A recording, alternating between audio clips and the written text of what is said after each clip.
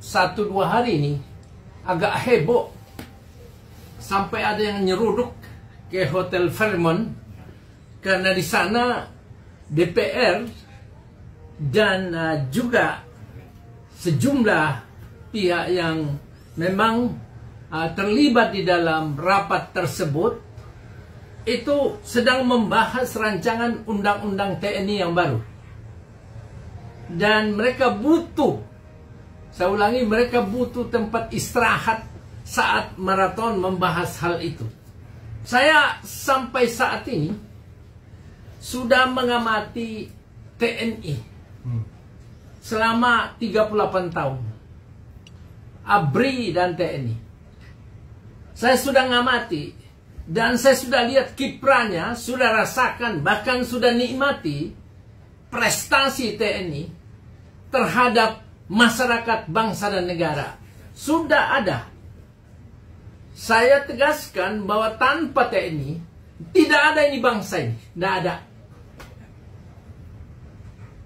Selama ini penghinaan terhadap TNI itu berlangsung terus-menerus, merendahkan oleh orang-orang yang saya tidak tahu apa yang dia telah buat bagi bangsa dan negaranya itu.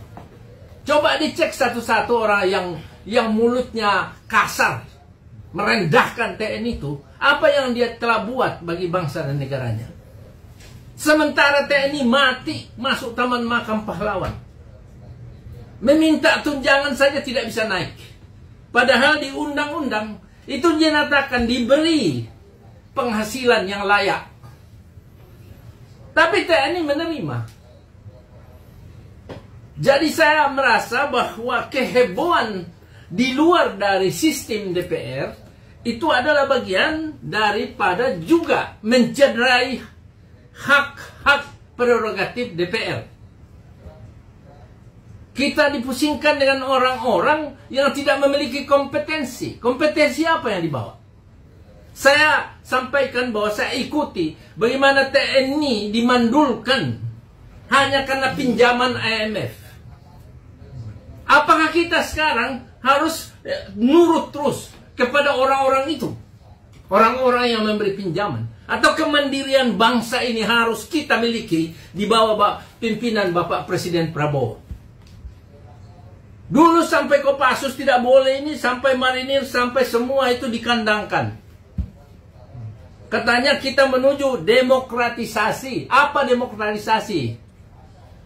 Teman-teman yang heboh memprotes TNI itu, pernah enggak dia memprotes soal korupsi sampai mau tenggelam negara ini? Pernah enggak? Tahun 98 itu kredit macet 450 triliun. BLBI itu tahun 99 itu 145 triliun.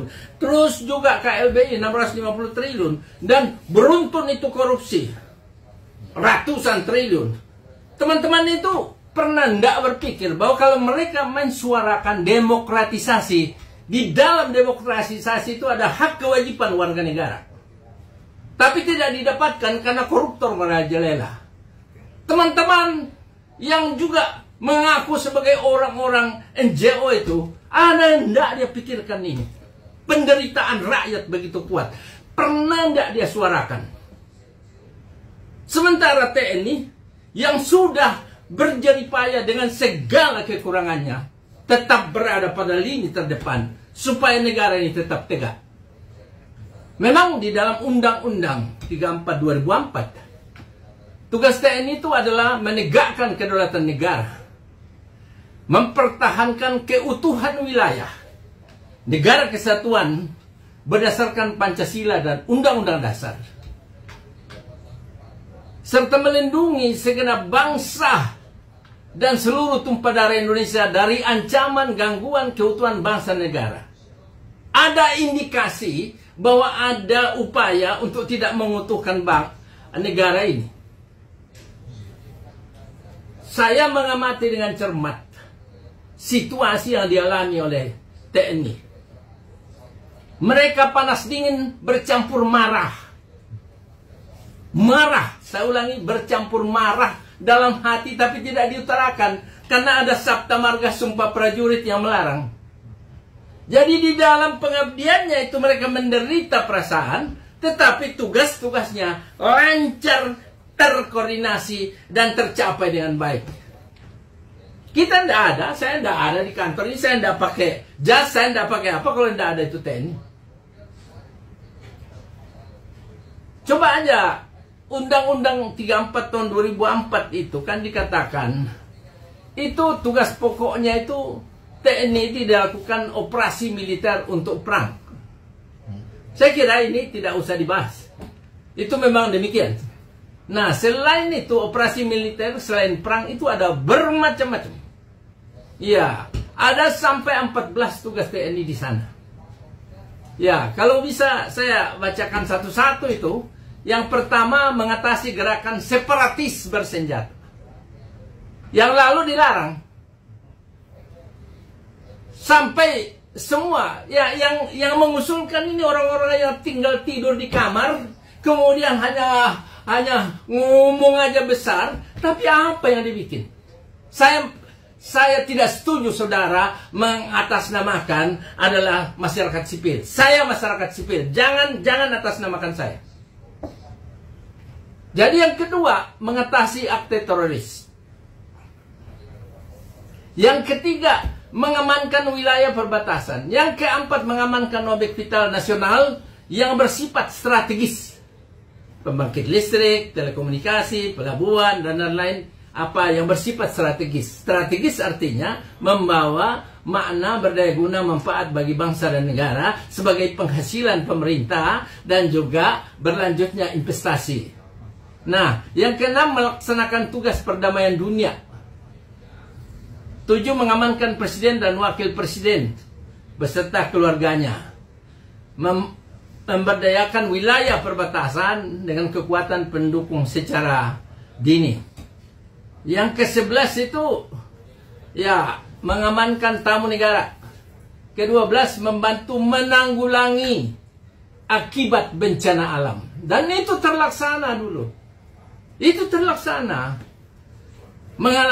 Membantu pengungsian dan pemberian bantuan kemanusiaan. Ya, kemudian yang ke-12, membantu pencarian dan pertolongan dalam kecelakaan. Search and Rescue, SAR. Yang ke-14, membantu pemerintah dalam pengamanan pelayanan dan penerbangan terhadap pembajakan, perampokan, dan penyelundupan. Nah, ada juga yang lain, yaitu membantu tugas pemerintah di daerah. Itu terselenggara dengan baik. Membantu kepolisian negara Republik Indonesia dalam rangka tugas keamanan ketertiban. Jadi, keamanan ketertiban, itu polisi. Dia bantu kalau misalnya polisi ada masalah, di backup.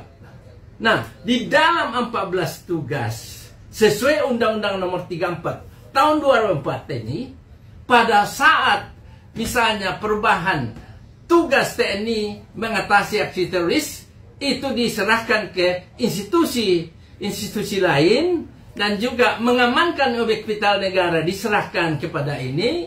Ya, itu juga satu lagi, bahwa membantu menanggulangi akibat bencana alam, BNPT. Jadi diambil oleh BNPT.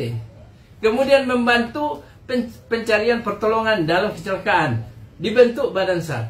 Waktu 4 poin ini diambil dan ditangani oleh instansi lain, saya tanya teman-teman ini yang ngamuk-ngamuk ini, yang ngamuk-ngamuk yang hebat sekali kayak dia aja yang ngatur negara ini. Saya tanya, ada enggak kamu bahas itu? Ini kan pelanggaran undang-undang.